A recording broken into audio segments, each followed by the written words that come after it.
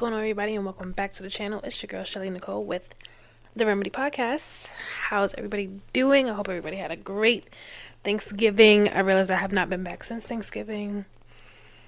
Child, it was a lot. It was a lot going on, but needless to say, we're back. And this is the last episode of the Her 30 Journey series. It has come to an end, but this is part one. This is part one because I was told that the girlies, they loved part one. So we're going to bring it back and bring part two next year. And the schedule that I'm kind of like working on in my head is more of a once a month kind of thing. That's kind of what I'm thinking right now. But things can change, you never know. But as of right now, that's what we're going to do when it comes to just the series. But we're not here to talk about that right now. Stay tuned for more about that in the next episode, because we have only one more episode before 2025 is done. I cannot believe 2025 is over already. This went by so quick.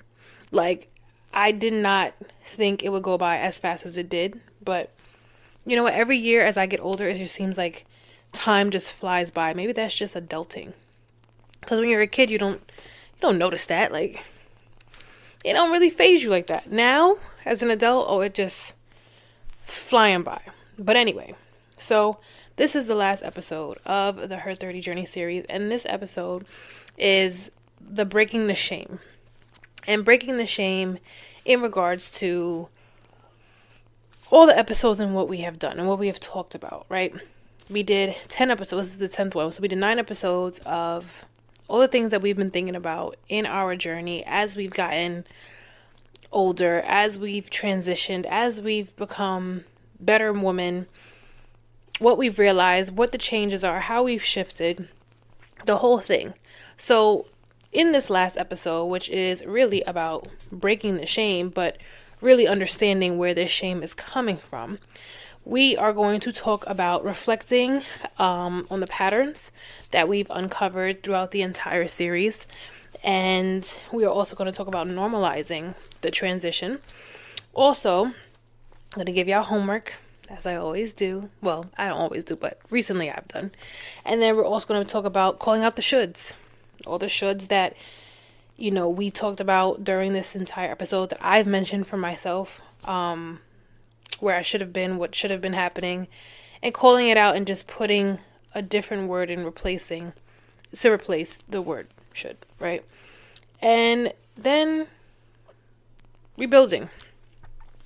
How do we rebuild? How are we rebuilding? What are we doing differently for the remainder of our 30s? What are we doing differently as some who transition into their 40s? What are they going to do differently now? And just wrapping up the series. So now that I put some lotion on my face, put some Vaseline on because it was given slightly ashy and I didn't understand why, but whatever. So as we go on, right, for this last episode, the reflecting, as I was going through all the episodes and I was looking at the videos, I started to reflect on everything that came with all of them, as far as like what we really talked about and what was the main takeaway that I saw from every episode. That me and all my friends are very much so alike. We're all trying to strive to be better.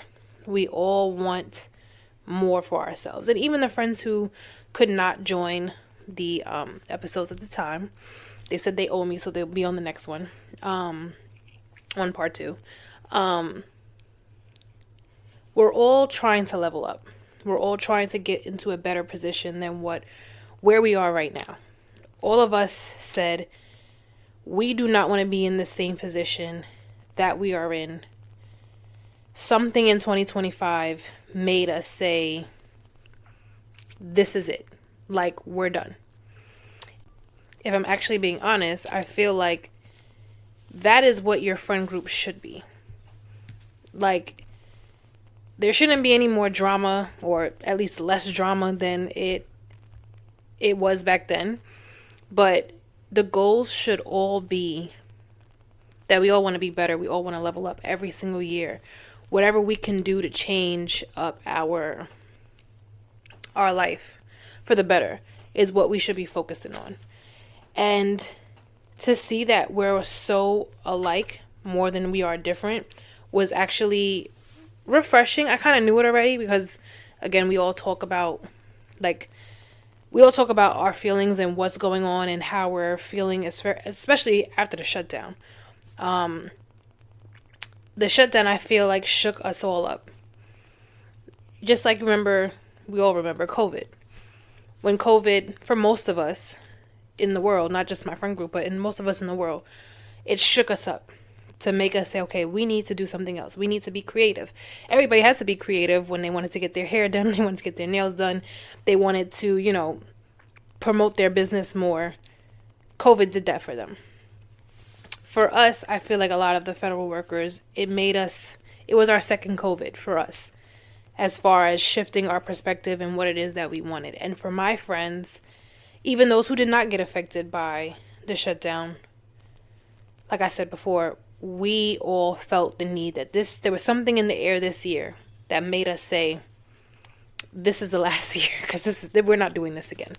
2026, we're going to be in a way different type of realm, right? We all are on a different path and still feel that we're struggling to accept where we are. So some of us may want to have kids and be married, and that's our goal. Some of us want to have our careers right now, and we're in our career, but we want to shift out of it and go into something different. Some of us is financial, getting our financial status higher, or just learning to maintain what it is we have and do better with our money now. Some of us are transitioning when it comes to friends, who we want in our circle, who we don't want, understanding that it doesn't have to be a fight. It doesn't have to be a back and forth. It just can be a mutual separation, which is fine as well. I feel like that's very grown of us, especially as women, because you know how we get real real catty. Although I don't think I was ever really catty. One of my friends is probably going to read this and they'll probably tell me otherwise, but I don't think I was catty. I just let things die out. If we didn't have the conversation, I just let them die out. No harm, no foul, no wish you bad luck. No, I was never like a instigator, if you will. But anyway, us all just being on different paths and realizing that we're all struggling in whatever area that we're trying to succeed in for this year, but also for next year. For myself, mine is more, it was being a mom and being married, but I did, if you follow me on Instagram, I posted something where I saw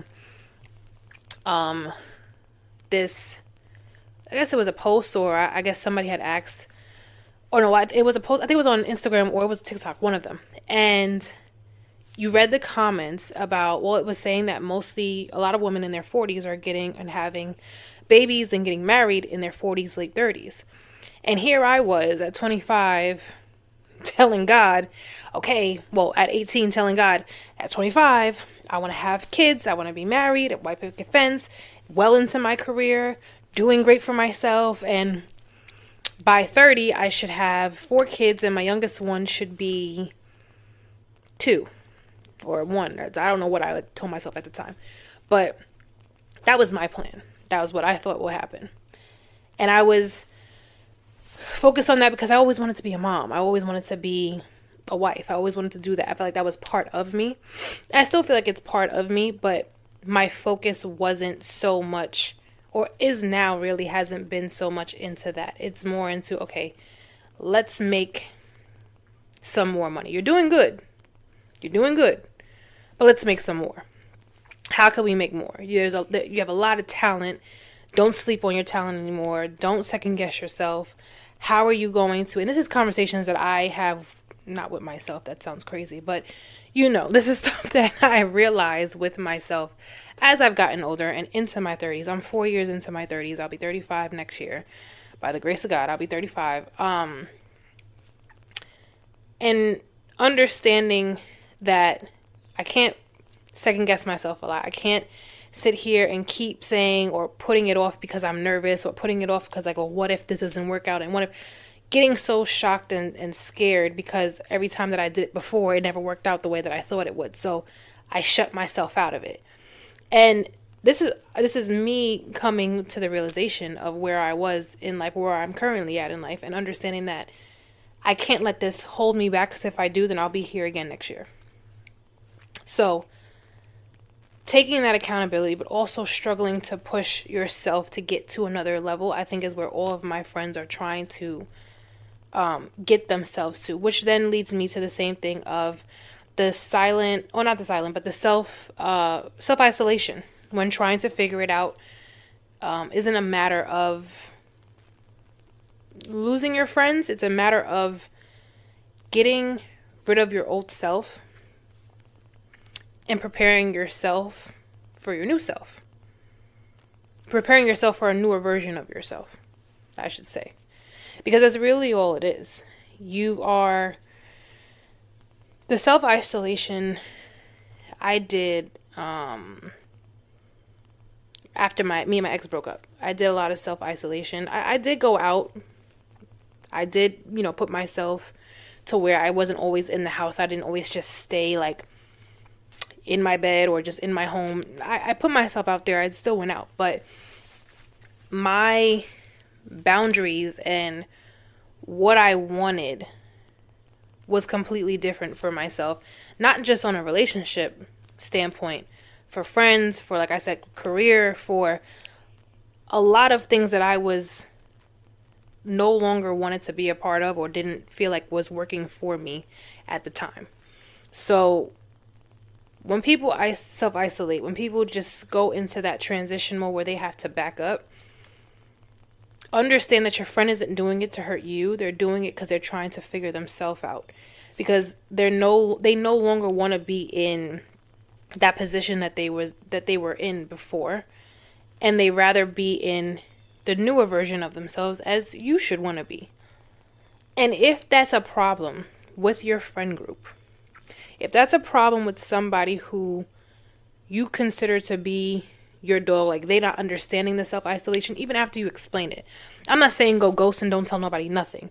I feel like you should explain it. I feel like you should express it, which is crazy because during the friendship transition, I did say to one of my friends, Atisha, because she's in her self-isolation. She's in her reflecting moment right now where she's trying to figure herself out.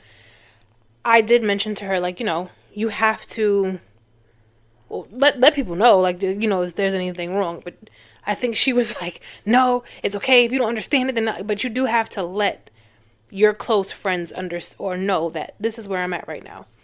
And if your close friends do call you, or your friends in general call you and ask you, like, hey, what's going on? Like, I haven't heard from you. You haven't been texting. Are you all right? It's okay to have that conversation and just be honest with them. Like, it has nothing with you.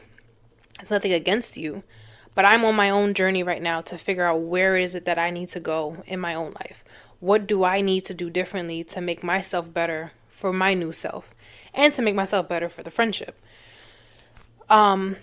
Also, what I saw with our reflecting is the silent comparisons that we have with, I don't think my friend group, and this is not just from work, this is outside of work, the girls who I'm cool with, all of my girls, like I said, at work and not at work, we don't compare each other. We don't compare ourselves to each other. Like, I don't compare myself to Nisi. Nisi doesn't compare herself to me. Dana doesn't compare herself to me. I don't compare myself to Dana. Erica doesn't compare herself to me. I don't compare myself to Erica. Kiana, the same. We don't compare ourselves to each other. It's cheering on when we see each other trying to become better. when we have those conversations, like, hey, how's it going? What's new? What are you trying to do? I love that for you. Definitely keep going. I can see you doing that. We keep pushing each other. Same with the friendships that I've developed at work. The girls who you've seen on the podcast. It's like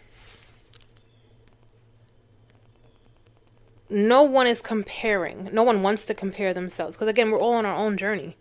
Everybody's in a different state. Everyone's trying to figure things out and want different things for themselves at this time. We're all in our early 30s, mid 30s. We're all there. So our comparisons are, our reality is pretty much the same, really. But I think the fight that we do have is, regardless if, I think we probably did admit it, or we probably said it on one of the episodes, but I think the comparison that we do struggle with is the one with society, the one that we see on social media. Because you see these young women, 18, 19, in their 20s, running up a bag. And it's like, damn.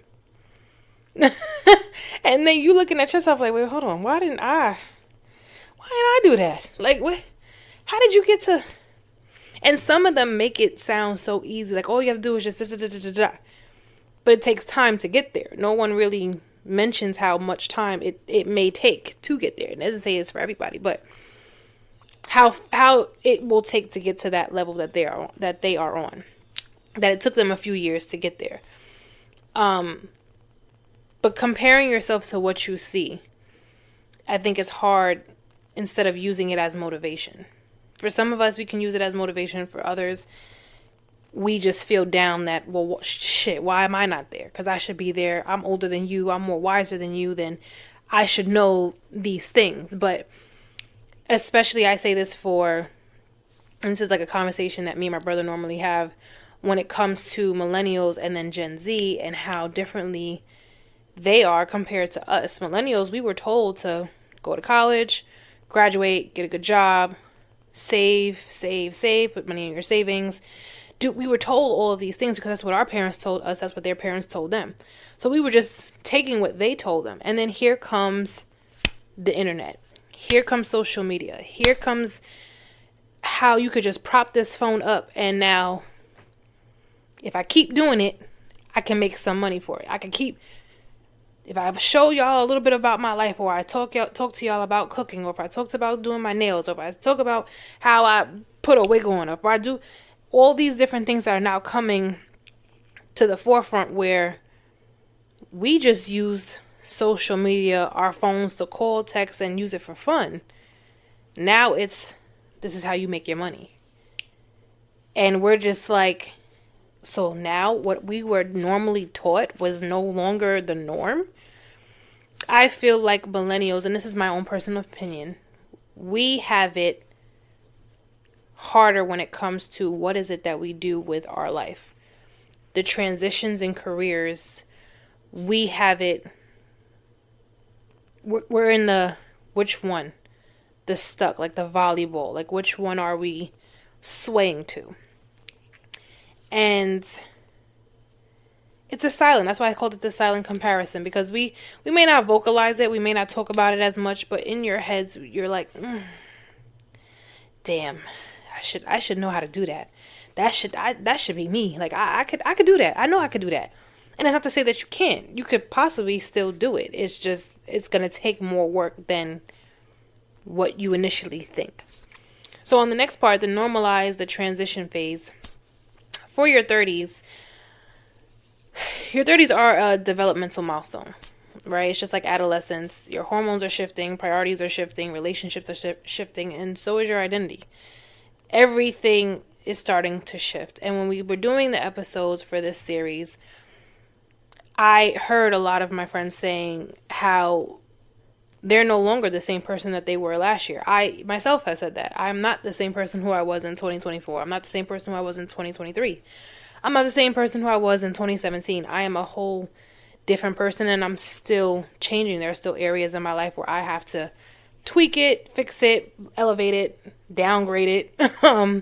And I think we put so much, what's the word? We put so much, not effort. We put like a heavy weighted vest on ourselves, put so much pressure on ourselves because, again, society is telling us that we should have all this by now. When you look back at it, our grandparents, they were damn near successful by 30. Our parents, most of our parents were well into their careers by their 30s. They had kids by like their late 20s. They had most of us by their late 20s. And now that you look at what statistics are showing, what, like I said, what I posted earlier, that a lot of women are now moving into their 40s having their first kid because they want the financial stability. They're waiting for the right partner. They're being more conscious of who they're having children with. Also wanting to just change their career, not being satisfied with where they're at and wanting to go somewhere else that truly embodies who they are. Moving from different state to different state. Changing their life altogether, just to transition and normalizing and being okay with the fact that, one, we're still young. As much as we don't want to sit here and admit it, as much as these little YNs will be talking about, oh, auntie, and you are old head, and you da-da-da-da, relax. We're not old. Okay? We're not old. But it's the realization period of, this is the time. How I've learned to see the 30s, this is the time for you to change whatever it is you don't like. Whatever it is you did in your 20s, this is the time to fix it. This is the time to pivot. This is the time to do the whole 360 change, because not to say that you can't do that in your 40s, not to say that, because, God willing, when I get there, I'll be able to look back and also do another series, the Her 40 series, you feel me? And talk about the differences I noticed from 30 to 40. But I feel like during this decade so far, we understand that friendships are changing. We understand that career pivots, like I said, are happening. Some people are not satisfied with where they are and they want to go into something different. And again, it's not to say that just because you're in your 30s, this is the only time it happens. I've read articles, I've saw TikToks, I've saw Instagrams where there are women in their 50s that dedicated 20, 30 years to their career and said, I don't want to do this no more. And literally quit and just went into something completely different. In their 50s.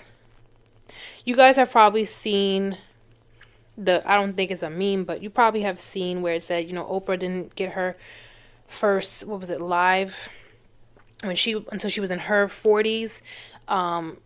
Vera Wang didn't design her first dress at a certain age. I think it was Walt Disney, or maybe it was it was so many of them, but you guys have seen it. If you haven't seen it, you could probably Google it and it will pop up. That everyone started later on in life after they realized, like, this is no longer what I wanted. Or I didn't feel like this is where God called me to be. The career pivots, they're happening. And so many people who have even talked to me when I have spoken about my career pivot and what it is that I'm interested in, have told me, you're still young. You have so much time. You don't even realize how much time you have. But it's great that you're doing it now, because you're starting to see that where you're at right now is not where you want to stay. And that's great, because you're tired of feeling uncomfortable. You're tired of the comfort, I should say. And you don't want to be uncomfortable anymore in the comfort, if that makes sense. Starting over is scary, but when God pushes you to be uncomfortable, like I said, starting over is a must.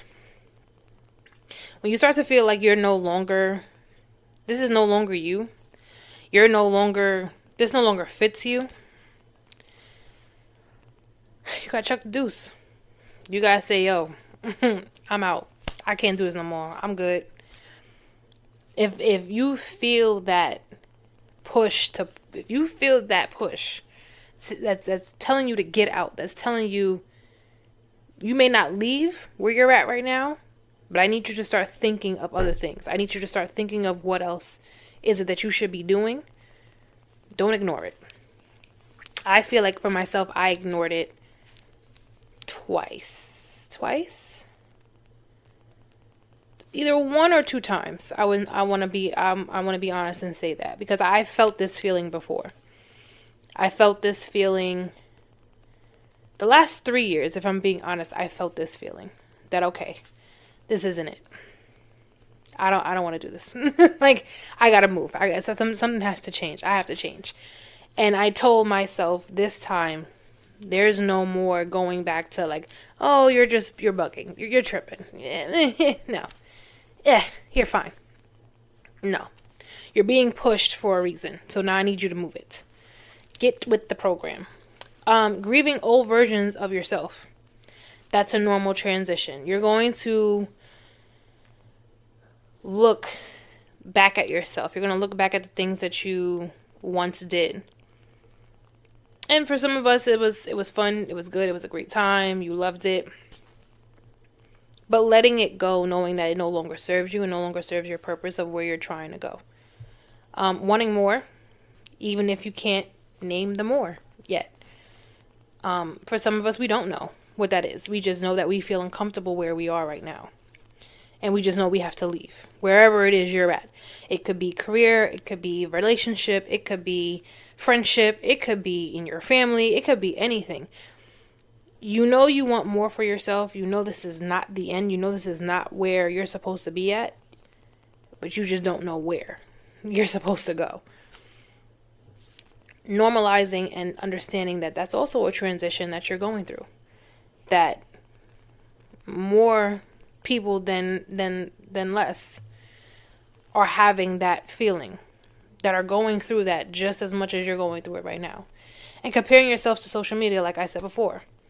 Content, I just watched one of my favorite YouTubers, Diara. She was on an interview with Cam Newton. I watched it this morning. And she said it herself, doing this, content creating, is a 9 to 5. More like a 9 to 9, because you have to plan it out. You have to be strategic as to what you're going to post, when you're going to post it, how long is it going to be. This has to look like that. You got to do a thumbnail. There's a whole lot that goes into being a content creator that most of us don't know. We think you pick up the phone and you write a little little description, boopity boopity boom. That's it. No, that is not it. There's more to that. Unless you want to just be like that and call it a day. But then if you want to get the views and you want to build the community that you want to build, you have to put more into it. You can't compare yourself to everybody else, because a lot of people have been doing this and just now getting the rewards and the benefits from what they've been putting in to work or putting into play for years. You don't know how long it took people to get to a certain level. You don't know how many no's they had to hear, how many doors they had to be shut. You don't know everybody's backstory, because a lot of people are not going to talk about it. A lot of people are not going to spill the beans as to what really happened, how they got to this point, what made them feel this way, what made them think that. They're not going to really tell you that. They're not. And if they do, they want you to pay for it. I'm just saying. Just saying. But that's the normalizing, the transition phase of everything that we're going through. When calling out the shoulds, I should be married by now. I should have kids already. I should be further in my career. I should have chosen that career. I should have moved to that state. I should not be starting over right now. That is something that we in our 30s, should is like our, what is it? Like our partner in crime. Should is like our, what we're handcuffed to. Because again, like I said before, we're grieving the old versions of ourselves. We're grieving what we thought would be.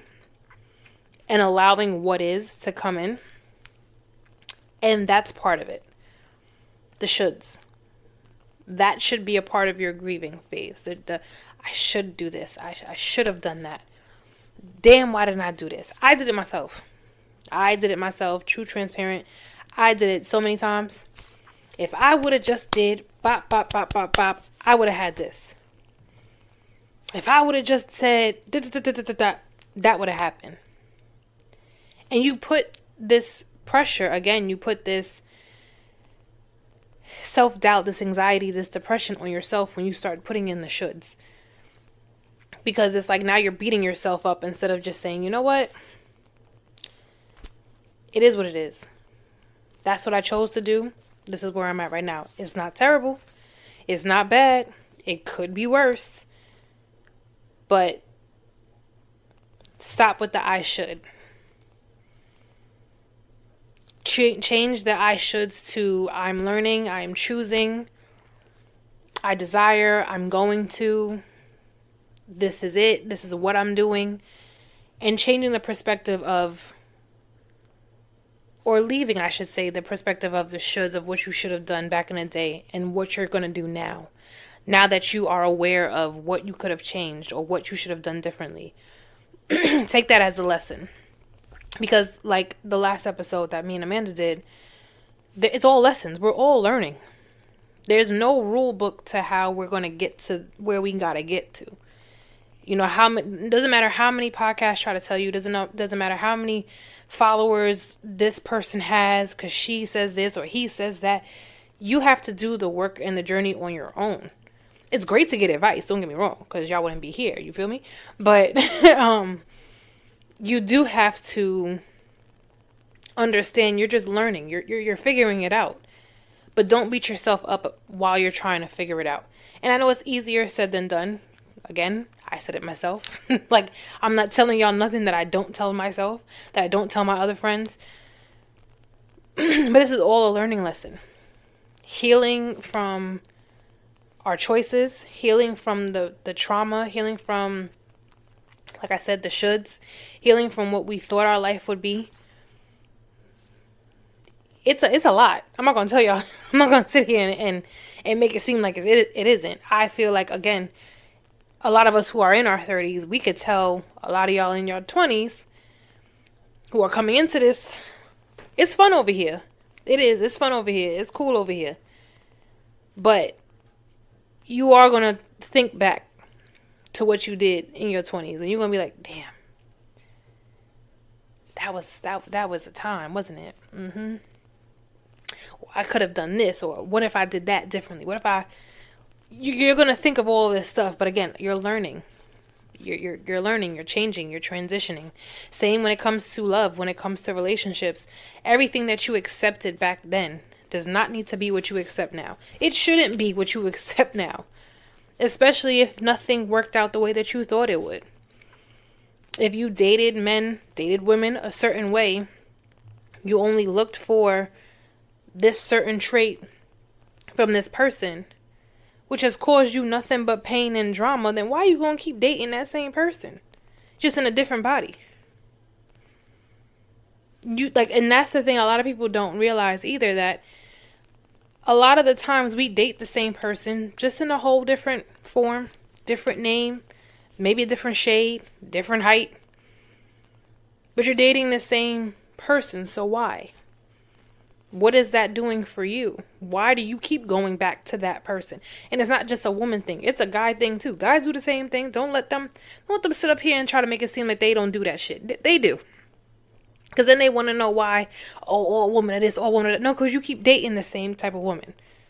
Just like we do as women. We date the same kind of guy. That's why we end up with the same shit.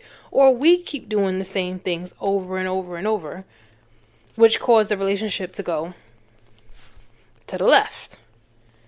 So changing how we do things, or how we did things back then, so that way we don't do it this go around. That way we don't do it for next year. That, especially for people who do want to go on dates, who do want to have that companion. One of my friends posted something on Instagram this morning, And he said he wanted to go on a date. Like, he really wants to go out. He wants to be in the company of a woman who he can have conversations with, who he could potentially see himself being with. But he, just like I said, keeps dating the same type of females. He don't know how to get himself out of that. He keeps going back to the same thing. I told him eventually you'll see it eventually. You'll notice it eventually if you put yourself in different positions to date other people. You can't keep going to the parties thinking you're going to find somebody at the parties when every time you go to the party, you find the same type of woman at the party. And it's not to say that you can't find good people at parties. I'm not saying that. But you keep running into the same ones over and over and over and over and over again. So it's a lot. But I do feel like for this series, it was eye-opening to see how so many people, again, that either joined the live or who was on the actual episodes, how much we have in common than that we don't. So, all in all, what does healing look like for the woman that you're becoming? These are the questions that I want you to answer for yourself. What does healing look like for the woman that you're becoming? What boundaries are you that are non-negotiables no more? That you're like, you know what? I've had enough of this. I don't want to do this no more.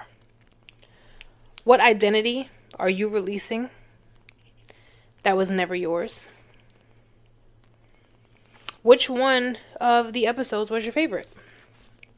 You had the weight of 30. I definitely wrote this down because I had to remember all of these.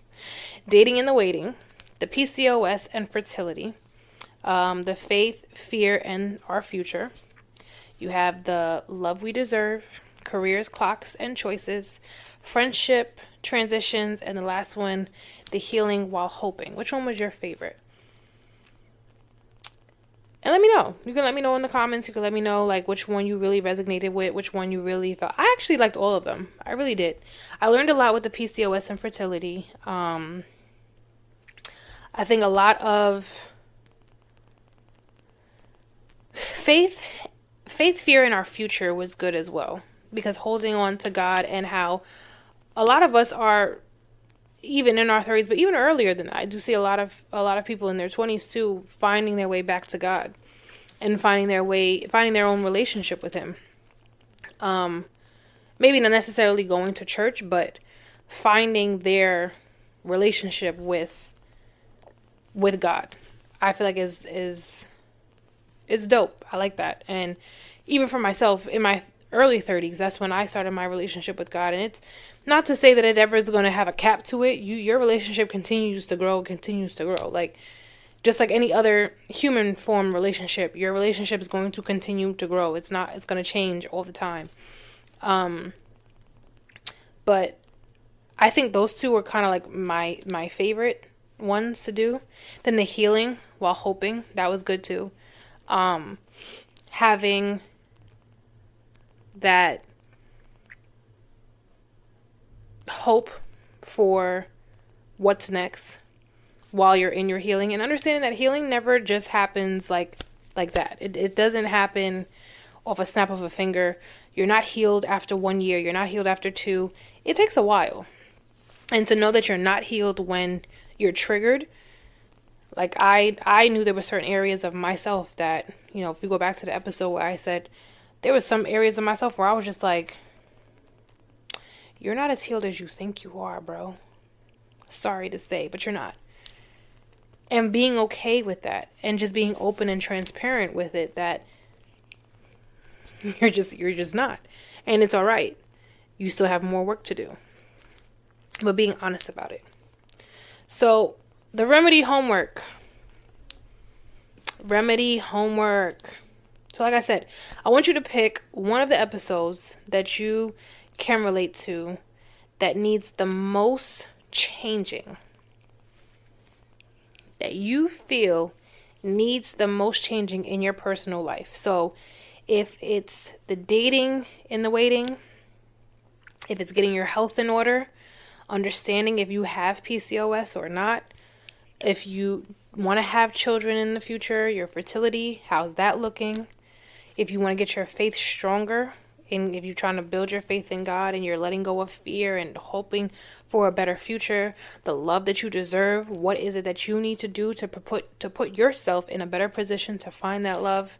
The careers, clocks, and choices. If you feel like you feel stuck in your career and you want to leave and you just don't know how, what choice do you make? How do you go about it? Your friendships. Do your friendships need tweaking? Do you need to figure out who needs to stay and who needs to go?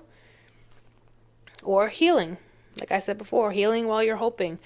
Knowing that you have some more healing work than what you think you do. That you're not fully ready to date yet, maybe.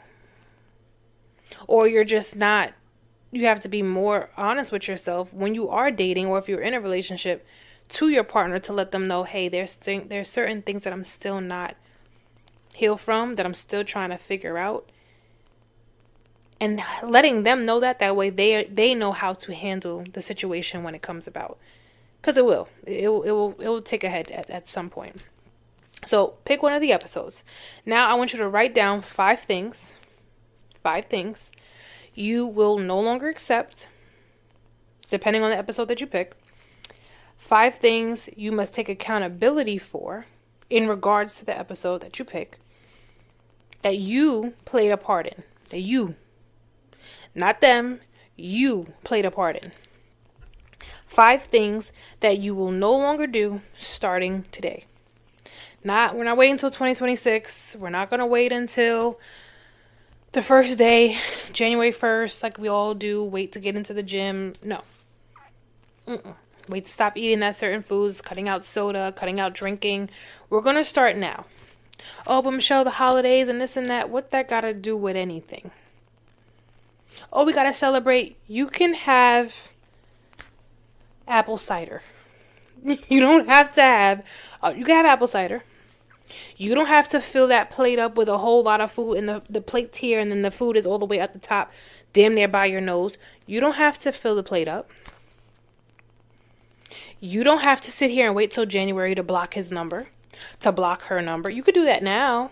You could scroll, click on the number, and then I think like on the top you could hit block or I don't know how the shit is. I'm using my phone, so I wouldn't know. But yeah, you could hit block right now. You could block them on Instagram. You could block them on TikTok. You could block them anywhere. Anywhere. They don't need access to you anymore. You don't have to wait till next year for that. You don't have to wait till next year to Google or find out other jobs that are hiring, other careers that you're interested in. You could do that now. You don't have to wait. You don't. And I think we always think that time is on our side, and it's not. Time is not on our side as much as we think it is. So I want you guys to do that homework. The next episode, I'm going to do my own homework. I'm not, I don't give y'all this homework and I don't do it myself. But this is going to be the homework. And in the next episode, which will be the end of 2025, the wrap up, I guess you could call it the wrap up of 2025. We'll talk about it and we'll keep going from there. I may or may not have some guests. Who knows? We'll see how it goes, right? But as we close this Her 30 Journey series, I want to thank everybody who tuned in. I want to thank everybody who shared. I want to thank everybody who came on.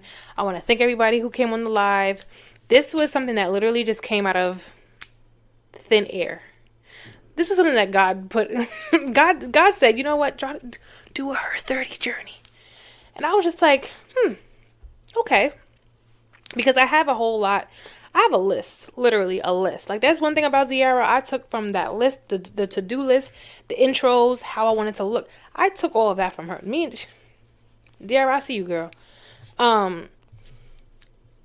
I have so many things that I was going to talk about. So many things that I wanted to speak on this year, or different topics that I had. But I was like, you know what? Let me do something for the girls in our 30s. Let me talk to us real quick. Because I see that we're all going through the same thing. So how can we put this into motion? So for the part 1, I want you all to hear me clearly. You are not broken. You are not late. You are not wrong for feeling the feelings that you feel. You are worth the right kind of love. The man that broke your heart, or the men that broke your heart, did that because they were broken up themselves. And they did not have respect for you, nor did they have respect for themselves. It is okay to shift in your career. You're still young. You're making smart decisions now that will impact your life later. You're evolving. You're not who you were last year. You're not who you were 6 months ago. You're not who you were 5 years ago. You are allowed to make mistakes, but take responsibility for the mistake. And everything that feels uncertain right now is simply evidence that you're outgrowing what no longer serves you. And it's okay. It's okay. I know there are times where you feel like you're ready to crash out. I know there are times when you feel like you're ready to just fight everyone, even yourself. I know there are times where you feel so uncomfortable that you just don't want to deal with anybody or anything. And it's okay as well. But part 2, her 30 journey part 2, will be about rebuilding. We'll get into some fun things. We'll get into some financials.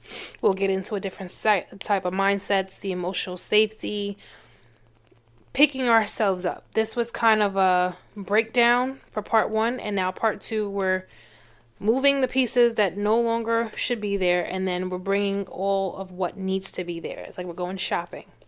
And we're putting it into the part 2. And know that you're making it. You're doing a great job. You're doing a great job. It doesn't seem like it. You may not feel like it. Your mind may be telling you you should be doing more. But you are doing better than what you did last year. You're doing better than what you did a few months ago because you didn't have this mindset back then. You didn't have this mindset last year. You didn't have this mindset 6 months ago. And even if you did, you never moved on it. Now you're moving on it. So don't let social media make you feel like you're late. Because you're not. You're moving on the right time. You're moving on God's time. You're moving on when God told you you are no longer supposed to be here. You have to be somewhere else. I'm pushing you for more, and I need you to let me lead you. We always talk about we want a man to lead us. Let him lead us. Okay? Okay. But again, I love you guys for listening. I love you guys for watching. Stay tuned for the remedy. For the Her 30 Journey Part 2 that's coming out next year. I was going to say next month. Technically like next month, but next year. And if you guys are interested in being on any of the episodes, make sure you guys follow me on Instagram at The Remedy Podcast. And they will be up in the stories. So you guys are able to DM to let me know if you want to be in one of the episodes. We're going to do it in person. I'm hoping that we could do it in person.